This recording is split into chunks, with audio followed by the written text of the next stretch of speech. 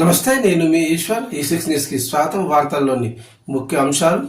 BRS MLC కవిత BC నినాదంపై Congress senior నేత గోనె ప్రకాశరావు విమర్శించారు. జైలు నుంచి వచ్చాక ఇది అంతం కాదు, ఆరంభమని చెప్పి భారత జాగృతి తరపున దేశమంతా పర్యటిస్తారని చెప్పిన కవిత అది మానేసి బీసీ నినాదం ఎత్తుకున్నావెందుకు అని ప్రశ్నించారు.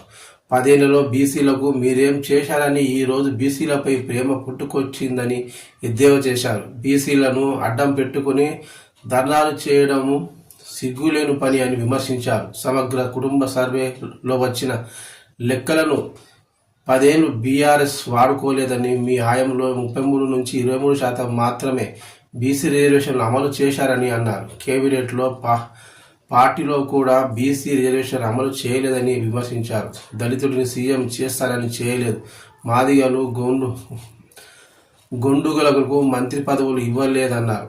తెలంగాణ బీఆర్ఎస్ ప్రభుత్వంలో ఒక్క మహిళా మంత్రి పదవి ఇవ్వలేదని అన్నారు. సావిత్రిబాయి పూలే జయంతి రోజున ధర్నాలు చేయడం కవిత అవివేకానికి నిదర్శనమన్నారు. అధికారంలో ఉన్నా లేకున్నా అసెంబ్లీలో బావబావమరుదులు తప్ప బీసీలను ఇతరులను మాట్లాడనివ్వబోరని మండలిలో కవిత మాత్రమే లీడ్ చేసిందని అన్నారు. కవిత బీసీ నినాదం దయ్యాలు వేదాలు వలిర్చినట్లుగా ఉందన్నారు. కవిత సీఎం అవుతుందని ఓ జాతకులు చెప్పడంతో ఆమె కేటీఆర్కు పోటీగా మారిందన్నారు.